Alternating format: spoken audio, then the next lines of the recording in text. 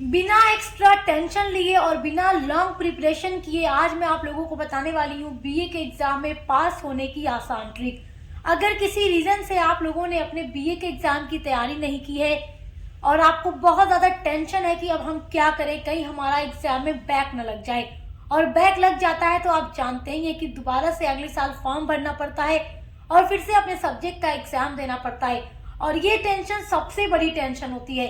तो अगर आप इन चीजों से बचना चाहते हैं तो आज की ये वीडियो सिर्फ आपके लिए है। इस वीडियो में जो बातें मैं आप लोगों को बताने वाली हूँ, जो ट्रिक मैं आप लोगों को बताने वाली हूँ, अगर इसको आप बहुत ध्यान से सुनते हैं और फॉलो कर लेते हैं तो आप बिना एक्स्ट्रा टेंशन और लॉन्ग प्रिपरेशन के बीए के एग्जाम में 90 से 95% बहुत ही आसानी से ला सकते हैं। तो चलिए बिना देर किए वीडियो को स्टार्ट करती हूँ और आप लोगों को बताती हूँ वो इम्पोर्टेंट बातें जो अगर आप फॉलो कर लेते हैं तो आसानी से 90 से 95% ला सकते हैं और आपको कोई टेंशन भी नहीं लेनी है और आपके लिए वीडियो काफी हेल्पफुल होने वाली है। बहुत ही आसान तरीके से कम पढ़ाई करके आप बहुत अच्छा नंबर लेकर आएंगे। सबसे पहली बात जो आपको याद रखनी है वो ये है कि देखो, आप बीए में कोई भी सब्जेक्ट पढ़ते हैं, देखो बहुत से बच्चे बीएससी या बीकॉम करते होंगे, उनके लिए भी ये ट्रिक्स काम आएगी, क्योंकि आप चाहे बीए करें, बीएससी करें या बीकॉम करें, तीनों बच्चों के लिए ट्रिक है। देखो, आपके सिलेबस में 8 यूनिट्स होती है और आपके सिलेबस में वही चीजें पढ़ो जो इम्पोर्टेंट है। तो सिलेबस में सिर्फ इम्पोर्टेंट टॉपिक पढ़ो।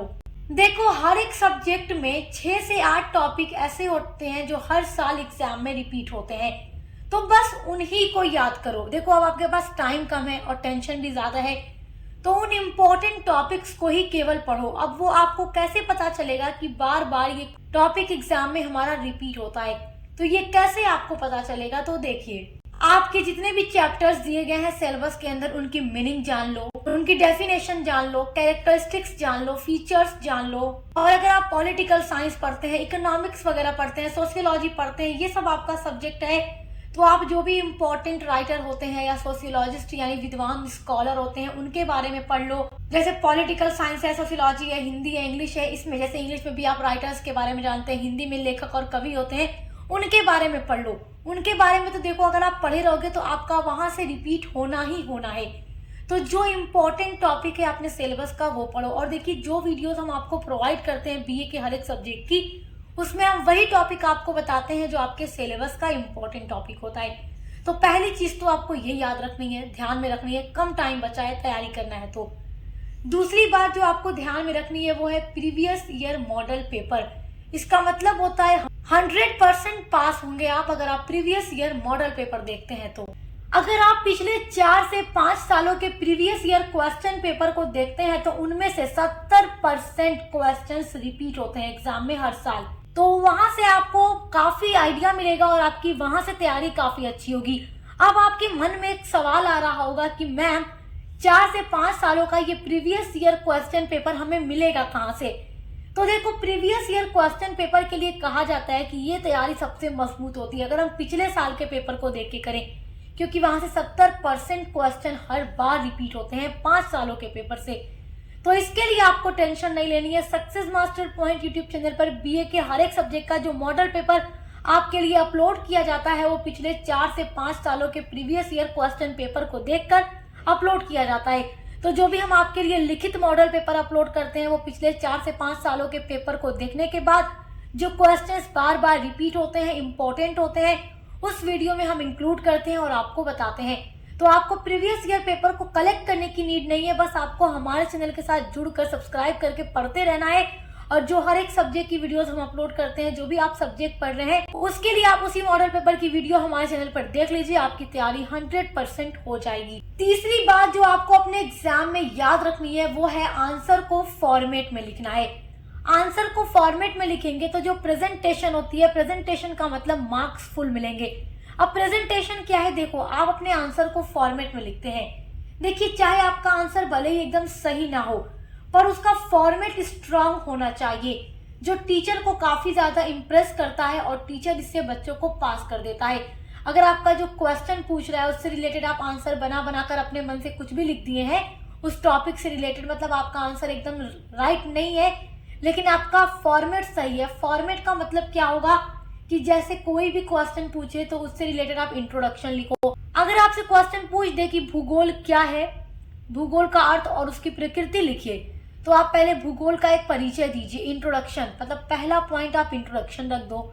उसके बाद दूसरे पॉइंट में आप दूसरी हेडिंग में आप मेन पॉइंट्स लिखो, जैसे कि भूगोल के बारे में जो मेन पॉइंट्स होते हैं। उसके बाद तीसरी हेडिंग में आप कंक्लूजन, कुछ निष्कर्ष वगैरह डाल के लिख दो।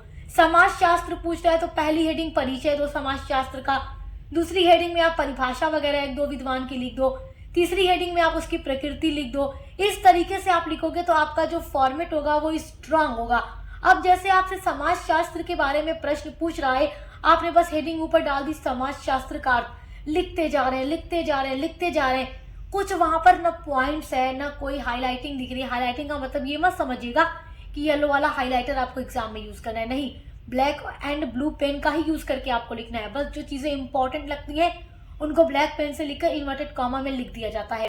तो आपका फॉर्मेट स्ट्रांग होगा तो आपको नंबर अच्छा मिलेगा, क्योंकि प्रेजेंटेशन काफी ज्यादा मायने रखती है एग्जाम में। एग्जामिनर देखता है बच्चे की कॉपी लिखने का स्टाइल काफी अच्छा है, मतलब इस तरीके से पढ़ने वाला बच्चा ही लिख सकता है, तो आपको नंबर मिलेगा। तो देखो, जरूरी नहीं है कि आप अपने सिलेबस को पूरा 100% पढ़ के जा रहे हैं और आप पूरा नंबर ही पा जाएंगे, जरूरी नहीं है। बहुत बच्चे केवल 50% ही सिलेबस का जानते हैं, पूरा भी नहीं जानते, मगर उनका स्टाइल ये सब होता है, मतलब प्रेजेंटेशन अच्छी होती है जिससे वो नंबर पा जाते हैं। तो आप अपना प्रेजेंटेशन अच्छा रखना। और एक बात ये भी याद रखिएगा कि अपने आंसर में पॉइंट्स बना कर लिखिएगा। पॉइंट्स को बना कर लिखने से नंबर काफी अच्छे मिलते हैं। चौथी बात जो आपको अपने एग्जाम टाइम में याद रखनी है वो ये है कि एग्जाम के एक दिन पहले आप मिनी रिवीजन कीजिए। मिनी रिवीजन का मतलब आप शॉर्ट रिवीजन कीजिए। जैसे अब कल आपका एग्जाम है, आप एकदम घबराए जा रहे हैं कि कल मेरा पेपर है, जल्दी आप पूरा अपना नोट्स उठाते हैं, बुक्स वगैरह सीरीज जो भी आपके पास है उठाकर पढ़ते जा रहे हैं। एक तरफ से पढ़ रहे हैं, दूसरी तरफ से दिमाग से निकल रहा है, वो दिमाग में बैठ नहीं रहा है। तो इस तरीके से जब कल आप एग्जाम देने जाएंगे, एग्जाम हॉल में बैठेंगे, तो जब अपना क्वेश्चंस आप पढ़ेंगे तो आपको भूल जाएगा, क्योंकि कल जब आपने रिवीजन किया था तो पूरा लाइन पढ़ते जा रहे थे, तो जब पूरा एकदम दिमाग में आप भरने की कोशिश करोगे ना, वो पूरा दिमाग खाली हो जाएगा। तो इसलिए ऐसा काम मत कीजिए। एग्जाम से एक दिन पहले आपको शॉर्ट रिवीजन करना है, मिनी रिवीजन करना है। इसका मतलब क्या है, देखो, मिनी रिवीजन का मतलब कल जैसे कि जिस भी सब्जेक्ट का आपका पेपर है तो आप लंबा मत पढ़ो, सिर्फ रिपीट करो। रिपीट आपको क्या करना है, केवल आप इंपॉर्टेंट हेडिंग वगैरह देख लो, डेफिनेशन देख लो। जैसे सोशियोलॉजी का पेपर देने जा रहे हो तो सोशियोलॉजी होता क्या है, इसकी क्या विशेषताएं हैं, उसकी हेडिंग देख लो, एक दो विद्वान की परिभाषा देख लो। उसके अलावा 2-3 आप एग्जाम्पल्स देख लो, जो आप एग्जाम में लिखो तो काफी अच्छे नंबर आपको मिल सकते हैं। उसके अलावा जो इम्पोर्टेंट थिंकर वगैरह होते हैं, स्कॉलर होते हैं, उनके नाम याद रखो।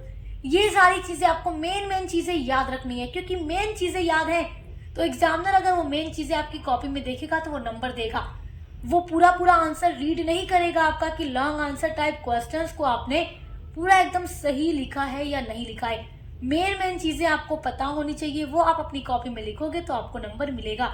और आपको ये शॉर्ट चीजें, आप मेन चीजें पढ़े भी रहोगे ना, तो एग्जाम में जब कल आप बैठोगे एग्जाम देने तो आपको वो चीजें याद आएंगी कि हाँ, मैंने कुछ स्कॉलर के नाम पढ़े थे, हाँ मैंने डेफिनेशन पढ़ी थी। तो आप उसके बेसिस पे ना लॉन्ग आंसर टाइप क्वेश्चंस भी बनाकर लिख लोगे। और जब आप लंबा ही पढ़ते जाओगे ना तो फिर वो आप भूल जाओगे। तो कोशिश कीजिए लंबा मत रिवीजन कीजिए, शॉर्ट रिवीजन। पांचवी बात जो आपको याद रखनी है वो है क्लीन हैंड राइटिंग। अपने आंसर में डायग्राम्स प्लस नंबरिंग, आपको hand writing neat and clean रखना है।